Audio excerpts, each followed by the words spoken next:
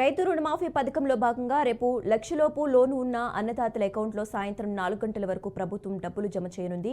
అదే రోజు రైతు వేదికలో రుణమాఫీ లబ్ధిదారులతో సంబరాలు జరపాలని నిర్ణయించింది. వీటికి మంత్రులు, ఎమ్మెల్యేలు, ఎమ్మెల్సీలు, స్థానిక ప్రజాప్రతినిధులు హాజరవుతారు. పట్టాదారులు పాసు పుస్తకాల ఆధారంగానే రైతు రుణమాఫీ చేస్తామని సీఎం రేవంత్ రెడ్డి ఇప్పటికే ప్రకటించారు.